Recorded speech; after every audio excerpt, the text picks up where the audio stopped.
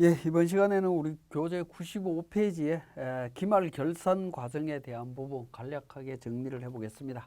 첫 번째 있는 부분이 우리 기중 전표 입력이 다 완료되고 나면 오류 확인을 위한 데이터 체크라고 하는 부분입니다. 웬만한 오류들은 전표를 입력할 때 오류 멘트가 나타나기 때문에 대부분 다 확인을 했을 텐데 그래도 전체적으로 한번 검토할 필요는 있습니다. 데이터 분석 관리 쪽에 가시게 되면 데이터 관리라고 하는 로마 숫자 1번이 있고요. 거기에 데이터 체크라고 있습니다. 이 데이터 체크를 통해 갖고 우리 전표를 한번 확인을 하시면 됩니다. F6번 검사 시작이라고 해서 검색을 해서 관련되는 내용들을 확인을 하시면 되겠습니다. 특히 이렇게 검색을 했을 때 빨간색으로 해서 뭐 대차 오류가 나타난다든가 하는 부분들은 중요한 부분들이기 때문에 바로바로 체크를 하셔갖고 확인들을 하시면 되겠습니다. 자, 그 다음에 이제 나와 있는 부분이 96페이지에 현금 예금 조정과 관련되는 부분이 되겠습니다. 회계관리 쪽에 재무회계 쪽에 우리 결산 과정에 대한 부분인데요. 결산관리 쪽에 결산자료 입력 밑에 현금 예금 조정이라고 하는 부분이 있습니다. 자, 이 부분 보시기 전에 우리 합계잔액 시산표를 한번 보시면 합계잔액 시산표를 작성을 했을 텐데 작성된 부분에 있어서 현금과 당좌예금, 보통예금 관련되는 부분들을 우리 일반 전표에서 전표 처리할 때 정상적으로 처리했다면 모든 게 다 그러니까 순서에 맞게 정리가 되어 있겠지만 그렇게 처리 안 되어 있을 때 일괄적으로 우리가 정리하는 기능이라고 보시면 돼요. 그게 이제 현금 예금 조정 쪽에서 관리하는 거다라고 보시면 되겠고, 현금 예금 조정 쪽에 우리 그러니까 화면을 프로그램을 실행을 하게 되면 현금 일괄 조정, 직접 조정, 당좌 예금, 보통 예금 뭐 있는데요. 여기서 그 세무 대리인들 같은 경우에는 현금 일괄 조정이나 직접 조정이라고 하는 기능을 가끔씩 사용하긴 합니다. 그렇지만 이제 당좌 예금이나 보통 예금과 관련되는 기능은 현금 예금 조정 쪽에 기능은 만들어져 있지만 과거에는 이 기능을 여기에서 많이 활용을 했지만 지금은 여기 이 기능을 거의 사용하지 않습니다. 그리고 또 사용해서도 안 되는 부분이라고 보시면 되겠습니다. 그래서 당좌 예금 조정이나 보통 예금 조정은 여기에서 실질적으로는 하지 않는다. 하시면 안 된다라는 거 말씀드리고, 현금 일괄 조정이나 현금 직접 조정과 관련되는 부분은 현금 입출금이 있었는데 불구하고 그 내용을 우리가 확인하기 어렵기 때문에 어떤 경우가 있을 수 있냐면 대표이사가 회사에다가 현금을 입금을 하고 그 입금된 그러니까 현금 재원을 갖고 외부에 뭐 결제를 해주고 사용을 했다라고 하면 입금된 정보를 저희들이 기장을 할 때 잘 모를 경우에 일단 출금된 기록만 기록을 한 다음에 우리 프로그램을 통해서 그때 당시에 부족한 현금이 입금이 됐을 거라는 가정하에 조정하는 기능이라고 보시면 되겠고, 그때 조정하는 계정 과목이 가지급금이나 법인 사업자인 경우는 가지급금, 가수금, 개인 사업자인 경우는 인출금이나 자본금이라고 하는 계정 과목을 통해서 현금 입출금을 그러니까 맞춰주는 기능이다라고 보시면 되겠습니다. 가능하면 현금 일괄 조정이나 현금 직접 조정 기능은 사용하지 않는 것이 좋을 걸로 보여지고, 사용하지 않으려면 그만큼 시점마다 관리를 철저하게 좀 하셔야 된다라고 말씀드릴 수 있겠습니다. 자, 98페이지에 결산 자료의 수집과 정리에 대한 부분이 되겠습니다. 자, 우리 결산 관리의 결산 자료 입력에 대한 부분이 되겠습니다. 자, 결산 자료 입력과 관련해서 진행할 때 우리 결산 절차를 한번 보게 되면요. 결산이라고 하는 부분은 재무 상태에 대한 종료일에 대한 재무 상태와 회계 기간의 경영 성과를 파악하는 과정이다라고 보시면 되겠고, 예비 절차, 본 절차, 결산 보고서 작성 기능이 있습니다. 그 기능 그 순서에 따라서 진행을 하는데, 결산 정리 사항이라고 해서 제가 한 14가지 정도 이렇게 이제 나열을 해봤습니다. 상품 등 재고자산 기말 재고 파악이라고 되어 있는데, 이 부분은 우리 매출원가 계산과 관련되는 부분입니다. 우리 결산 분계를 할 때 결산 자료 입력이라고 하는 이 화면에서 결산 자료를 반영해서 자동 결산 분계를 하는 경우가 있고요. 그렇지 않으면 일반 전표 입력이라고 하는 메뉴에서 결산 분계를 직접 입력하는 경우가 있습니다. 그 두 가지가 다 가능한데 그 두 가지 중에 어떤 걸 선택할 거냐 하는 부분입니다. 근데 두 가지 기능 중에 둘 중에 하나를 선택해서 결산 분괴를 하시면 되는데 우리 교재 98페이지의 표에 정리되어 있는 것처럼 결산자료 입력이라고 하는 부분에서 자동 분괴를 할 수 있는 게 있고 그렇지 않고 직접 해야 되는 기능이 있습니다. 1번에 나와 있는 기말 재고 파악과 관련되는 부분은 직접 일반 전표에서 결산 분괴를 하시면 안 되고요. 자동 분괴를 통해서 결산자료 입력이라고 하는 기능을 통해서 하셔야 됩니다. 이 부분은 재고자산의 변동에 따라서 재고자산 변동에 따라서 손익에 미치는 영향이 굉장히 크기 때문에 그러니까 직접 분괴를 하게 되면 우리 프로그램이 인식이 잘 안 되도록 만들어져 있다라고 보시면 되겠습니다. 자, 그 다음에 이제 감가상각비는 둘 중에 하나를 선택하셔서 진행하실 수 있고 대손충당금 마찬가지입니다. 그 다음에 4번, 5번 외화자산 부채 평가라든가 단기매매증권 평가라든가 이런 부분들은 직접 결산 분괴를 하셔야 됩니다. 자동 분괴가 안 된다라는 거고요. 가수금, 가지급금 정리 관련되는 부분도 직접 분괴를 하셔야 됩니다. 그 다음에 99페이지에 8번, 9번, 10번, 11번, 12번 부가가치세 정리까지 관련되는 부분은 직접 분괴를 하셔야 되고요. 선납세금과 관련되는 부분을 법인세 비용으로 대체한다든가 법인세 등 추산하는 경우 있죠. 이 부분들은 이제 그러니까 직접 입력하거나 자동 분괴를 통해서 하거나 둘 중에 하나 선택해서 할 수 있습니다. 자, 그렇게 이제 정리를 하신 다음에 우리 결산자료 입력 쪽에서 내용을 한번 보도록 하겠습니다. 자, 결산자료 입력에서 기간, 결산 기간을 입력을 합니다. 1월 달부터 보통은 1월 달부터 12월 달까지가 되겠죠. 관련되는 자료 정리를 하실 수 있습니다. 자, 정리를 할 수가 있고 관련되는 정보를 통해서 우리 오른쪽에 보시면 결산 반영 금액이라고 있습니다. 중간에 있죠. 여기에다가 이제 기말 재고 자산이라든가 감가상각비라든가 뭐 이런 정보들을 쭉 결산에 반영해서 재무제표를 확정 지을 수 있다라고 보시면 되겠습니다. 자, 100페이지에 하나하나 보시면 자, 우리 툴바에 기능이 있는 부분이 있습니다. 기능이 있는 부분을 하나하나 살펴보도록 하겠습니다. 자, 기능 옆에 보시면 F3번 전표추가, F4번 원가 설정에서 있고요. 맨 오른쪽에 보시면 왼쪽에 가로 세 줄로 된 표시가 되어 있는 게 있죠. 군대 계급장으로 따지면 뭐 상병 계급장하고 비슷하게 생긴 가로 세 줄이 있는데 요걸 또 클릭을 한번 해보시면 관련되는 메뉴들이 쭉 나와 있습니다. 전표추가, 원가 관련되는 부분들이 툴바에 나와 있는 내용들을 쭉 다 하나로 볼 수가 있습니다. 툴바에는 보일 수 있는 메뉴들이 있고 또 안 보이는 숨겨져 있는 메뉴들이 있습니다. 메뉴들이 있는데 그걸 이제 이 가로 세 줄로 되어 있는 툴바 모음이라고 하는 기능 메뉴인데 이걸 통해서 전체 확인을 하실 수가 있고요. 자, F4번 원가 설정이라고 하는 부분입니다. 매출원가와 경비 선택인데 제조원가 같은 경우에는 455번, 500번 원가, 그 다음에 건설공사 같은 경우에는 452번, 600번 원가 뭐 이런 형태로 되어 있는 부분이 되겠습니다.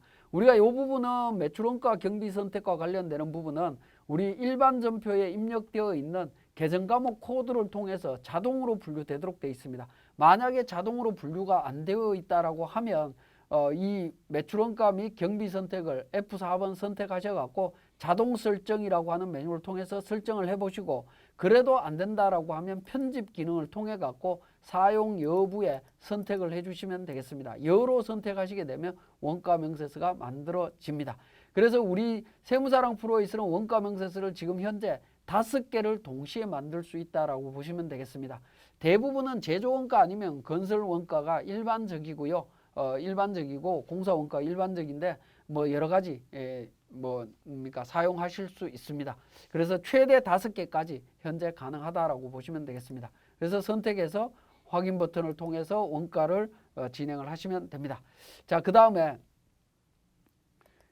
관련되는 부분 보시면 상단 부분에 F7 감가상각이라고 하는 부분이 있습니다. 이 감가상각은 우리 결산 자료를 입력할 때 감가상각비를 반영하는 부분입니다. 자, 감가상각비가 있으면 결산 반영 금액에다가 반영을 해서 하나하나 등록을 해주시면 됩니다. 그런데 우리 프로그램은 감가상각비가 우리 고정자산 및 감가상각이라고 하는 고정자산 등록에서 감가상각비가 자동으로 계산이 되고 있죠. 여기에서 계산된 고정자산 등록이라고 하는 메뉴에 등록되어 있는 감가상각비 보시면 회사 계상액이라고 있습니다.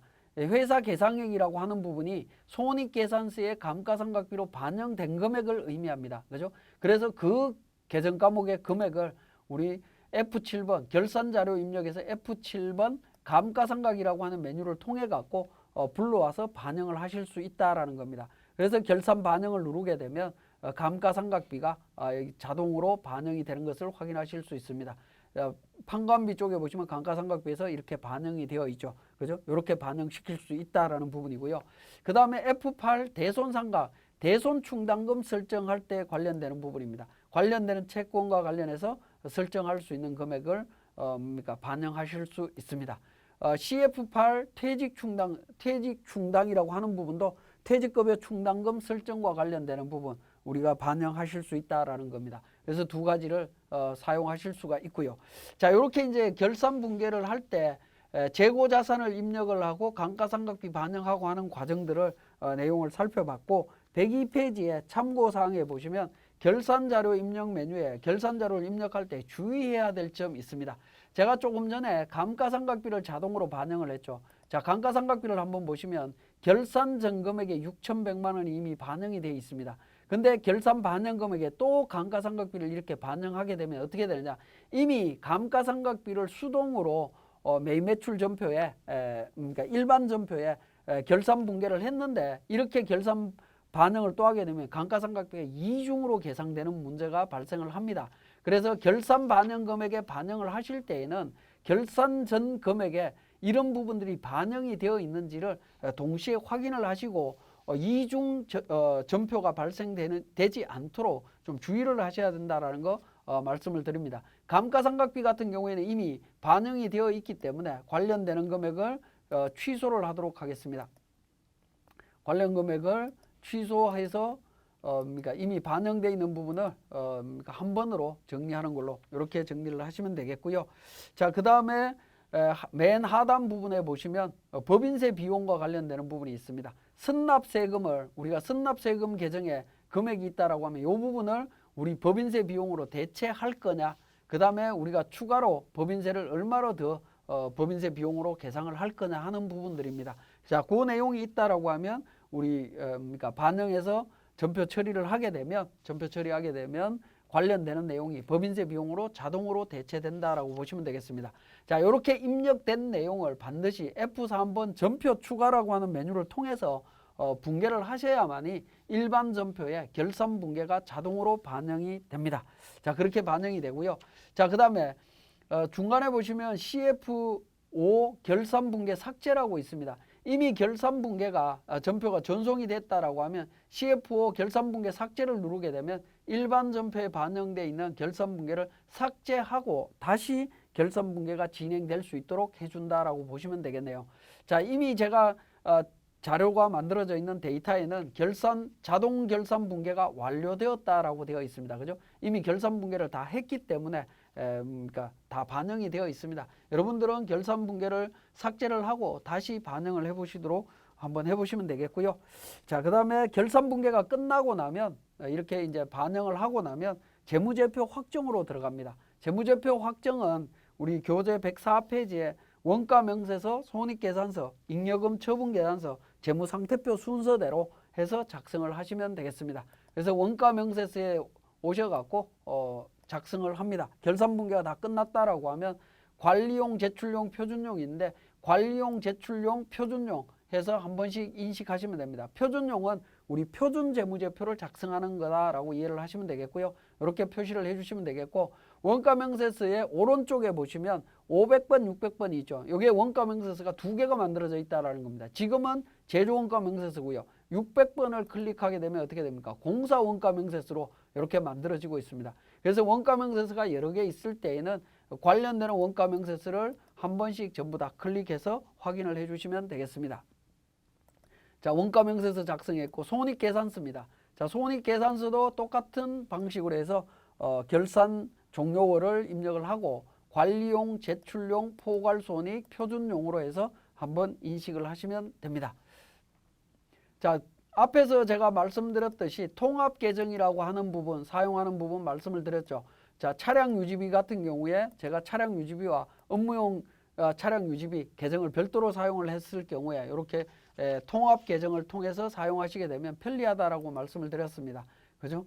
판관비에 이렇게 업무용 차량 유지비가 나오는데 제출용으로 가게 되면 그게 차량 유지비 계정에 전부 다 포함이 돼서 표시가 된다라는 겁니다. 표준용도 관련되는 부분 확인을 하실 수가 있습니다. 표준재무제표 관련되는 부분이고요. 자, 이렇게 이제 손익계산서가 인식이 되고 나면 그 다음에는 반드시 이익잉여 처분계산서로 가서 자료를 확인하시면 되겠습니다. 이익잉여 처분계산서에 당해연도 이익잉여 처분 내용이 있으면 등록해서 정리를 하시면 되겠고, 없다라고 하면 바로 종료하시면 되겠습니다. 자, 이익잉여 처분계산서에 잉여금 처분이라든가 잉여금 이의백이라든가 처분액과 관련되는 부분, 관련되는 내용이 있을 때는 추가해서 사용을 하시면 되겠고요.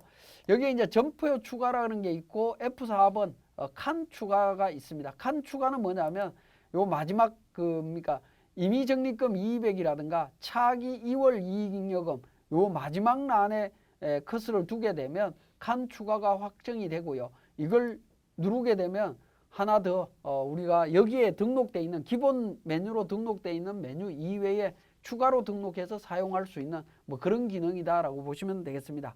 그리고 전표 추가는 잉여금을 그러니까 재무상태표로 반영하는 전표라고 이해를 하시면 됩니다. 그래서 F6번 전표 추가 기능을 통해서 잉여금 전표를 반영하시면 됩니다. 요거는 이제 그러니까 수익과 비용 계정을 손익 계정으로 대체하고 손익 계정에 있는 잔액을 자본금 그러니까 재무상태표의 자본 항목으로 대체하는 과정이다라고 보시면 되겠고, 이익잉여금 처분계산서는 지금 현재 표준 이익잉여금 처분계산서 기능은 없습니다. 그대로 기업회계에 따라서 만들어진 자료가 재무상태표 그러니까 표준 재무제표에 자동으로 인식이 된다라고 보시면 되겠습니다. 자, 이익잉여금 처분계산서가 만들어진 이후에 재무상태표로 갑니다. 재무상태표로 가서 결산원로 조회를 하시면 됩니다. 자, 결산원로 조회에서 관리용, 제출용, 표준용으로 확인을 하시면 되겠고요. 자, 이렇게 확인하는 과정에서 재무상태표를 연결을 시켰는데 그러니까 잉여금 오류 멘트가 난다든가 하게 될 때는 오류 멘트가 없도록 다 수정을 해주시면 되겠습니다. 자, 이렇게 결산이 완료된 이후에 재무상태표까지 조회를 하고요. 그 다음에 합계잔액 시산표도 한번 보도록 하겠습니다. 합계잔액 시산표 12월 달로 이렇게 조회를 하게 되면 관리용, 제출용에서 두 가지로 선택을 해보실 수가 있겠고, 하단 부분으로 내려가서 수익 비용 쪽에 가면 어떻게 됩니까? 차변의 잔액 제로고요. 대변의 잔액 제로입니다. 이게 이익잉여금 처분계산서 상의 전표 추가를 통해서 각종 수익과 비용의 계정을 전부 다 손익 계정으로 대체한 대체 전표가 일어났다라는 겁니다. 그렇게 일어남으로 인해서 매출 위에 보면 손익 계정이 생겼고요. 그 위에 이익잉여금 쪽으로 다 반영된 것들을 확인하실 수가 있습니다. 자, 이렇게 이제 결산이 완료되고 나면 우리 법인세무조정으로 들어가야 되는데 법인조정 쪽으로 넘어갑니다. 법인조정 쪽에 과표 및 세액 계산 쪽에서 보시면 표준재무제표와 수익금액 조정 쪽이 있죠. 여기에 표준 대차대조표가 있습니다. 하나하나 이제 클릭하셔갖고 불러오기를 통해서 F12 불러오기를 통해서 그러니까 회계관리 쪽에서 작성한 재무제표를 반영을 시키게 됩니다. 저장해서 종료를 합니다. 손익계산서도 마찬가지입니다. 표준 손익계산서도 F12 불러오기를 통해서 작성을 하시면 됩니다. 작성을 하고 종료를 합니다. 저장하고 종료하고요. 원가명세서도 마찬가지가 되겠죠. 원가명세서는 제조원가와 공사원가가 동시에 나옵니다. 그래서 F12 불러오기를 통해서 다시 한번 저장을 합니다. 저는 이미 데이터가 만들어져 있기 때문에 불러오기를 통해서 다시 저장을 시킵니다. 자, 그 다음에 이익잉여금 처분계산서도 F12 불러오기를 통해서 저장하고 종료하시면 됩니다. 자, 그러면 이제 자동으로 원래는 이 표준손익계산서나 표준재무제표가 자동으로 반영이 되는 건데 회계관리 쪽에서 표준재무제표가 한번 만들어지면 자동으로 반영이 됩니다. 근데 자동으로 반영된 표준재무제표는 회계관리 쪽에서 수정이 되고 나면 법인조정 쪽에 또다시 자동으로 반영이 되느냐는 건데 자동으로 반영되지 않습니다. 수정된 부분은 이 부분이 자동으로 연동해서 반영이 돼버리면 우리 법인세무조정을 진행해놨던 부분들이 전체가 문제가 생기기 때문에 그 표준재무제표 수정이 일어났을 때는 다시 표준재무제표 법인조정의 표준재무제표에 다시 와서 하나하나 별도로 다 인식을 별도로 시켜야 된다라는 부분입니다. 자, 이렇게 이제 여기까지 진행을 하시게 되면 우리 이제 법인 세무조정의 기본적인 단계까지 다 완성이 되었다라고 보시면 되겠습니다. 자, 지금까지 결산 과정과 표준재무제표 작성에 대한 부분이었습니다.